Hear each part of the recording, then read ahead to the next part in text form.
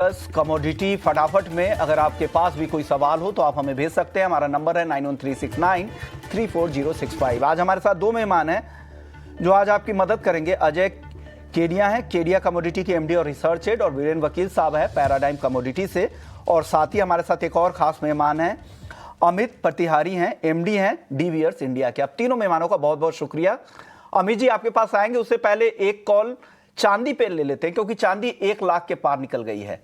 वीरेन जी क्या करना चाहिए? 1 लाख के ऊपर चांदी है, खरीदें अभी या रुक जाएं? फिर भी मोमेंटम इसका अपसाइड का है, बट फिर भी मैं इस लेवल पे वॉल्यूम से साइडलाइन रहूंगा क्योंकि विदाउट करेक्शन मार्केट काफी लंबी तेजी में गया है। ऑलमोस्ट 1 साल से करेक्शन नहीं आया है, तो ओके मेरे पास और ऑप्शन है। ओके, आपके पास और ऑप्शन है, वहां पे ज्यादा फोकस करेंगे। आपके पास कोई ऑप्शन है या ये ज्यादा बेहतर लग रहा है केडिया जी, सोना या चांदी? नमस्कार विश्वमोहन जी। नमस्कार। देखिए, सोने और चांदी में अभी भी अगर हम देखें तो खाली एक सेंटिमेंटल ऐसा लग रहा है कि मार्केट करेक्ट करे, जबकि फंडामेंटल साइड देखें तो डोनाल्ड ट्रंप के टैरिफ की डेट 2 तारीख है, 2 तारीख के लिए सब वेट कर रहे हैं।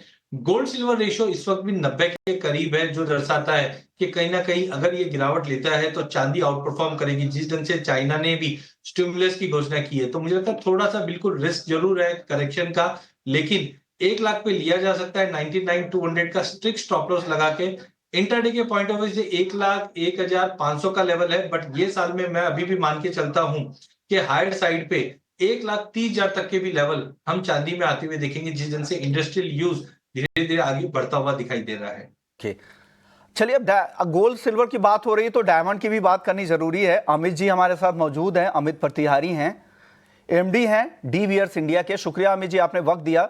सर, डायमंड मार्केट का क्या आउटलुक है? लंबे समय की सुस्ती के बाद क्या अब मार्केट धीरे धीरे ऊपर की तरफ जा रहा है? किस तरह का कारोबार देखने को मिल रहा है? एक तरफ सोने में लगातार रिकॉर्ड रैली जारी है, डायमंड को उसका फायदा मिल रहा है क्या?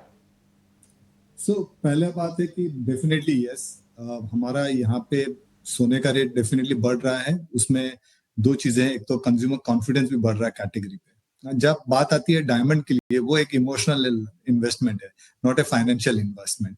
तो उस तरह से अगर टोटलिटी अगर देखा जाए, बट अगेन काफी चर्चा रही, डायमंड के प्राइस काफी प्रेशर में थे ऑफ लेट, बट हम लोग को ऑलरेडी एक पॉजिटिव साइन दिखने को मिल रहा है। Recently we are seeing that price बढ़ रहे हैं 10 से 12% depending on different size band. So ये एक पॉजिटिव साइन है हमारे मार्केट के लिए। ओके सर, हिंदुस्तान के जो डोमेस्टिक मार्केट है उसमें डायमंड का मार्केट कहा जाता है कि 850 करोड़ डॉलर के आसपास का है। क्या लग रहा है अगले 5 साल में ये मार्केट कितना बड़ा हो सकता है? कितना पोटेंशियल लगता है डायमंड मार्केट में आपको यहाँ से? तो अभी अगर मैं डोमेस्टिक मार्केट का देखूं, इंडिया मार्केट की, सो अभी हमारी जेम्स एंड ज्वेलरी मार्केट बोला जाता है कि एस्टिमेटेड है 85 बिलियन डॉलर का है। Out of that diamond is around 8.5 billion dollar. Okay, 10% है। सो 2030 तक ये प्रोजेक्शन है कि gems and jewellery industry domestic market का is going to be 120 billion dollar. उसमें diamond jewellery, natural diamond jewellery का share is around 18 billion dollar.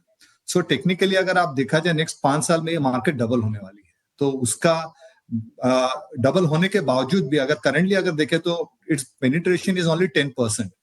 तो conservative approach ये है कि 18 बिलियन होने वाला है, and may be it exceeds more than 18 billion dollar also. आपको यहाँ से एक बड़ी अपॉर्चुनिटी लगती है। दाम को लेकर क्या प्रोजेक्शन है सर? मैं नेचुरल डायमंड की बात कर रहा हूँ। यहाँ से कितनी तेजी की संभावना लग रही है अगर 1 साल का नजरिया रखे, या मार्केट रेंज में ही रहने वाला है डायमंड का market? So I tell you, इसमें थोड़ा ये तो कमोडिटी नहीं है कि जहाँ पे सोने का रेट, सिल्वर का रेट आप थोड़ा बहुत प्रेडिक्ट बोल सकते हो बिकॉज ऑफ ग्लोबल सिनेरियो। यहाँ पे बड़ा डिमांड एंड सप्लाई का इश्यू के बेसिस पे प्राइसिंग होता है। तो लॉन्ग टर्म में अगर देखा जाए, डायमंड, नेचुरल डायमंड एक आपको रिटर्न देती है, ठीक है। So we are seeing that will be definitely कि डायमंड ज्वेलरी का प्राइस स्ट्रॉन्गर रहेगा आगे जाके लॉन्ग टर्म में, बिकॉज जो इकोनॉमिकल ग्रोथ आ रहा है, there is a higher disposable income है कस्टमर के पास, और वो डिस्पोजेबल इनकम जब है तो they spend money on the product they desire and aspire to. तो नेचुरल डायमंड ज्वेलरी वो सेगमेंट में, so we are seeing that price will definitely आगे जाके स्ट्रॉन्ग रहेगा ही रहेगा। सर, जिस तरह का भरोसा लोगों को हिंदुस्तान के मार्केट में सोने पर है या फिर समाऊ चांदी पर भी है, वो भरोसा अब तक डायमंड नहीं जीत पाई है। क्या लग रहा है, क्या दिक्कतें हैं सर? सर मुझे यहाँ पे कोई दिक्कत नहीं दिख रही है। अगर आप देखे जाए लास्ट 8 इयर्स बैक में डायमंड ज्वेलरी का मार्केट साइज था इंडिया में $6.5 billion. Today it is a $8.5 billion. अगर 8 सालों में अगर ये 2 बिलियन मार्केट ग्रोथ हो चुका विच इज अराउंड 25%, तो चैलेंज कहाँ पे है? और आज के डेट में भी डायमंड ज्वेलरी का पेनिट्रेशन इज ओनली 10% है। तो आप देखिए ना, आज के डेट में अगर आपको बोलूं इंदौर को जिस शहर है, मैं उसको समझ में नहीं आता, मैं उसको ए टायर बोलूं कि बी टायर बोलूं, बिकॉज मार्केट हर जगह जो छोटे शहर है they are growing very well. Tier 1 tier 2 cities are growing rapidly. Big metros तो ग्रोथ दे रही है। तो मेरे ख्याल से डायमंड का अपॉर्चुनिटी काफी है। एंड नेचुरल डायमंड के लिए लोग मतलब हम लोग वैल्यू सीकर है, तो नेचुरल डायमंड के लिए लोग का मतलब आकर्षण अभी भी स्ट्रांग है और रहेगा भी आगे जाके। गोल्ड की ग्रोथ का फायदा डायमंड को ज्यादा मिलेगा क्योंकि गोल्ड के साथ साथ आप डायमंड भी खरीदते हैं, या फिर स्टैंड अलोन भी इसकी अपनी एक अलग ग्रोथ स्टोरी है डायमंड की? अमित जी। डायमंड देखिए, वो बोलते हैं ना सोने पे सुहागा है, तो सोना ही है, सुहागा तो अपना हीरा ही है, ठीक है ना। मुझे ये लगता है कि they will go hand in hand, because customer जब आते हैं स्टोर के में पहला परचेज होता है तो ये रहता है कि हम गोल्ड ज्वेलरी लें। फिर वो जब थोड़ा सा इनकम उनके पास ज्यादा होता है दे स्पेंड मनी जैसे डायमंड में, ताकि उनका जो एस्पिरेशनल है, डिजायर है, तो डायमंड इज ए न्यू। में कुछ दिक्कत हो रही थी। एक सवाल मैं और पूछना चाह रहा, रीसेल वैल्यू, ये सबसे अहम होता है किसी भी इस तरह के एसेट में अगर आप पैसे लगाते हैं तो। कोई भी मिडिल इनकम ग्रुप अगर इस तरह की चीजें खरीदता है ना, तो अगर वो अपनी फैमिली के लिए अगर खरीद रहा है तो देखता है कि चलो ये पहनने के साथ साथ एक इन्वेस्टमेंट भी है, तो रीसेल वैल्यू उस पर काफी अहम होती है। उसमें कितना खरा है ये डायमंड? सर ये एब्सोल्युटली खरा है। मुझे ये समझ में नहीं आता ऐसा क्यों सोचा जाता है। आज मैं अगर आप कोई ज्वेलर से खरीदते हैं डायमंड ज्वेलरी, आप 15 दिन बाद, आज तो रिटेलर लाइफ टाइम एक्सचेंज का फैसिलिटी देता है, ठीक है। आप जाके कभी भी अपने जीवन में जाके आप उसको वापस कीजिए, आपको करंट वैल्यू पे रिटर्न मिलता है। दूसरी बात है कि अगर आप रिटर्न करते हैं, ओके, तो आप लेबर चार्जेस काट के आपको उसका करंट मार्केट वैल्यू के हिसाब से पैसा रिटर्न आता है। तो ये तो ऑलरेडी हमारे मार्केट में एग्जिस्टिंग है। कस्टमर का इंटरेस्ट तो प्रोटेक्टेड है ही है। मुझे इसमें कुछ मतलब ना तो डाउट है ना तो कोई शंका है। नेचुरल डायमंड का जो मार्केट पोटेंशियल बहुत ही स्ट्रांग है और आगे जाके रहने वाली है। जी, आपने वक्त दिया, हमारे दर्शकों को गाइड किया, जागरूक किया डायमंड को लेकर और बताया कि मार्केट में क्या पोटेंशियल है, मौजूदा मार्केट की स्थिति क्या है और हिंदुस्तान में डायमंड मार्केट में आगे क्या कुछ हो सकता है। चलिए, उस अपॉर्चुनिटीज पे आपने बातचीत की। अब ये दर्शकों का शो है तो हम लगातार यहाँ पर सवाल जवाब के सिलसिले को शुरू करेंगे। एक एक करके सवाल ले लेते हैं। पहले दर्शक है जिन्होंने सवाल भेजा है हमारे साथ, कमलेश कुमार गुप्ता है, जबलपुर एमपी से। 1 लॉट गोल्ड 86,500 रुपए में बेची है, क्या उस भाव की आने की फिलहाल उम्मीद है? क्या लग रहा है बीरेन्द्र सर? 86,500 पे इन्होंने शॉर्ट पोजीशन बनाई है, आ जाएगा भाव सर? आएगा या नहीं आएगा वो पता नहीं है, बट वो कॉल ऑप्शन से इस पोजीशन को प्रोटेक्ट कर सकते हैं। नजदीकी कोई ऑप्शन लेना चाहिए तो अपसाइड रिस्क कंट्रोल हो पाए, क्योंकि ट्रम्प साहब जब से आए तारीख पे तारीख चल रहा है, तो it is difficult to predict timing about correction और एनीथिंग। तो मतलब ज्यादातर जो फैक्टर्स है ना गोल्ड के वो ज्यादा सपोर्टिव है, इस वजह से आपके लिए रिस्क भी रहेगा शॉर्ट पोजीशन में, तो बेहतर होगा ऐसे अनसर्टेन माहौल में हेज कर ले, एक कॉल आप खरीद सकते हैं गोल्ड की। ये सलाह बीरेन जी की है। अल्पेश सोनी है राजकोट गुजरात से, सोने में इंट्राडे के लिए क्या रणनीति होगी? अजय सर, क्या रणनीति होगी? देखिए, अनसर्टेनिटी तो कंटिन्यू बनी हुई है और जब अनसर्टेनिटी रहती है तो गोल्ड को सपोर्ट करता है। टेक्निकली अगर हम देखें तो पिछले 2-3 सेशन में हो ये रहा है कि दिन के सेशन में तो मार्केट तेज रहता है और शाम आते आते वापस गिरावट ले लेता है, जो नीचे में 87,500 तक बार बार देख पा रहे हैं हम लोग। तो एक दायरा मार्केट में बना हुआ, इसी दायरे में ट्रेड करेगा, जहां पे 88,100 के करीब लीजिए, 87,700 का स्टॉप लॉस रखिए, 88,600-700 तक का एक जंप मिलेगा, बट सस्टेनेबिलिटी डाउटफुल है, तो थोड़ा बहुत आप बाइंग करिए, बट 88,500-600 भी मिलता है तो बेटर बुक करके निकल जाइए। कल इन्फ्लेशन के नंबर आने, ये आगे क्या रणनीति बताएगा कैसे मार्केट मूव करेगा। नरेश जैन है दिल्ली से, सोने में ऑप्शंस में आज क्या रणनीति होगी? केडिया जी, गोल्ड ऑप्शंस में एक ट्रेड दे दीजिए नरेश जी को। देखिए वॉल्टिलिटी एक्सट्रीम है एज ऑफ नाउ, तो ऑप्शन एक बेहतरीन विकल्प रहता है, क्योंकि यहाँ पे हमारे पास लिमिटेड रिस्क या कैलकुलेट है। तो यहाँ पे मुझे लगता है 88,000 का कॉल 1500 में लेना चाहिए। 1300 का स्टॉप लॉस लगाइए, 1900 तक का टारगेट रहेगा और आप बाइंग करके चल सकते हैं 88 का कॉल। अगले दर्शक हमारे साथ हैं नवनीत गुप्ता हैं, कॉपर, एल्यूमिनियम, जिंक तीनों पर राय चाह रहे हैं। बीरेन सर आप बताइए, जिंक, एल्यूमिनियम, कॉपर तीनों पर। यहाँ जिंक में बाई प्रेफर करूंगा 270 के आसपास। 277 का लक्ष्य रहेगा, 266 का स्टॉप लॉस रहेगा, 3-4 दिन की अवधि रहेगी।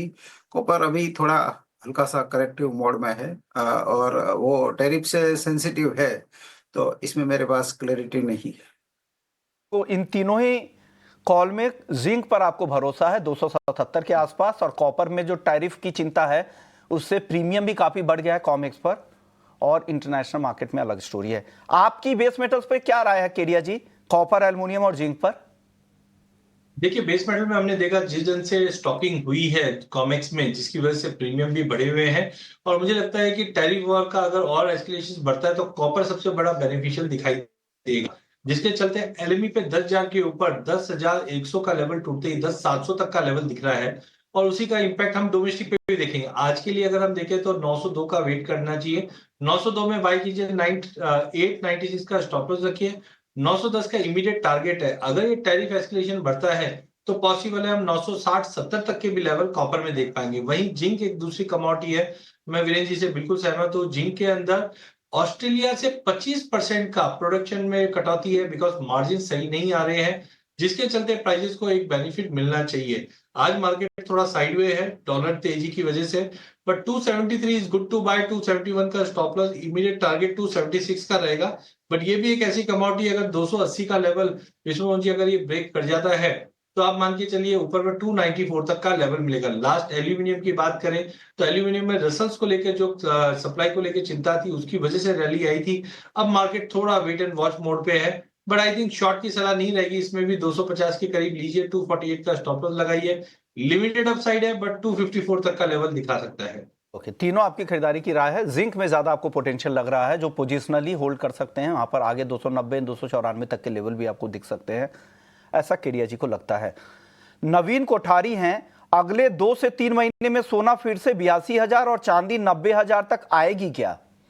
बीरेन सर क्या लग रहा है, 3 महीने का व्यू जानना चाह रहे हैं। 82 गोल्ड, 90,000 चांदी संभव दिख रहा है क्या?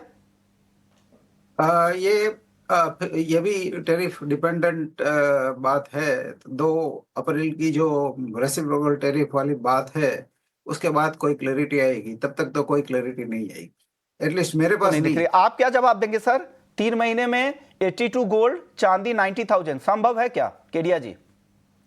बिल्कुल, देखिए नो डाउट अभी कोई फैक्टर ऐसे दिख रहे नहीं है। इनफैक्ट बैंक ऑफ अमेरिका ने भी अपने टारगेट्स रिवाइज करके अपसाइड $3300 किए हैं।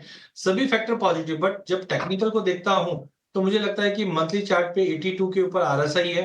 करेक्शन तो ड्यू है, बिकॉज सारे फैक्टर्स से डिस्काउंट हो चुके हैं। अगर सीज फायर और बढ़ता है, क्योंकि एनर्जी सीज फायर तो हमने होते हुए देखा है, अगर ये होता है तो आप नीचे में मान के चलिए 2800-2820 तक का लेवल हम देख पाएंगे। इंटरनेशनल गोल्ड जो कि रुपए में मजबूती लौटी है पिछले 1-1.5 महीने में, तो इस बार हम 83-500 तक का लेवल देख पाएंगे। वहीं चांदी एज कंपेयर टू गोल्ड मुझे ज्यादा स्ट्रांग दिखाई दे रही है rather than weak, but technical correction आता है तो ये भी वापस 93 तक का लेवल दिखा सकता है। 92-93 के नीचे मुझे एज ऑफ नाउ करंट जो फैक्टर्स है उसको देखते हुए नहीं लगता है कि इसके नीचे जा पाए, तो 92-93 पॉसिबल है अगर आप 3 महीने का व्यू लेके चलते हैं तो। दर्शक है सिद्धार्थ हैं कानपुर से, चांदी के 1 लाख के स्ट्राइक की कॉल इन्होंने 2,240 रुपए में खरीदा है। केडिया जी क्या करना चाहिए इनको, बने रहें इस कॉल ऑप्शंस में या मुनाफा वसूली कर लें? देखिए मेरा भी मानना है कि देखिए शाम का डेटा पॉइंट थोड़ा बहुत सपोर्ट करता हुआ दिखाई देगा, बट थोड़ा प्रॉफिट बुक करते हुए चाहिए। 1 लाख का कॉल आई थिंक ऊपर में 2800 से 3,000 तक का लेवल मिल जाएगा, वहां पे इनको एक बार एग्जिट कर लेना चाहिए। कोई भी open position as of now carry मत कीजिए, बिकॉज ठीक है हम सब तेजी बता रहे हैं, लेकिन आप ये मान के चलिए 90,000 का टारगेट रखा था गोल्ड में, आज आपके सामने 88,500 हो गया, तो 1,000-1,500 रुपए के लिए रिस्क फैक्टर बहुत ज्यादा बड़ा होगा, इसलिए कैरी पोजीशन मत कीजिए as of now. SP Singh हैं यूपी से, कच्चे तेल पर फंडामेंटल्स राय जानना चाह रहे हैं कि क्या कौन से ऐसे ट्रिगर्स होंगे जो क्रूड कीमतों को यहाँ से ड्राइव कर सकते हैं बीरेन सर? मार्केट यहाँ रेंज बाउंड है, बट मैं पुट ऑप्शन लेना चाहूंगा 5800 रुपये की पुट ऑप्शंस, 88 रुपया 88 उसका भाव है।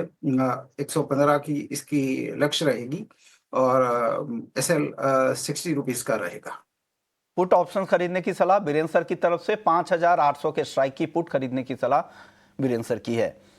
मनोहर आहूजा है, कच्चे तेल में यहां से कितनी तेजी की उम्मीद आपको लग रही है? हालांकि आज की तेजी गायब हो गई है, अब केडिया जी तेजी लग रही है क्या आपको? मनोहर आहूजा जी के लिए क्या जवाब है आपका सर? देखिए मनोज जी, आप फंडामेंटल पे जाइए तो हमें ये पता है कि ये साल ओवर सप्लाई का है। यूएस अपनी सप्लाई बढ़ाएगा, रशिया और यूक्रेन के बीच में एक तरह से सीजफायर हो चुकी है, जो कहीं ना कहीं रशिया की सप्लाई भी मार्केट में लेके आएगा, जो प्राइजेस को अपसाइड कैप रख रहा है। साथ में ओपेक भी प्रोडक्शन बढ़ाने की कोशिश करेगा अप्रैल ऑनवर्ड। हाँ, अब मार्केट 6000 पे क्यों टिका हुआ, उसका दो कारण है। एक, यूएस ने वेनेजुला पे और ईरान पे अपनी सैंक्शंस और कड़े कर दिए हैं, जिसके चलते टेम्परेरी जंप आया है।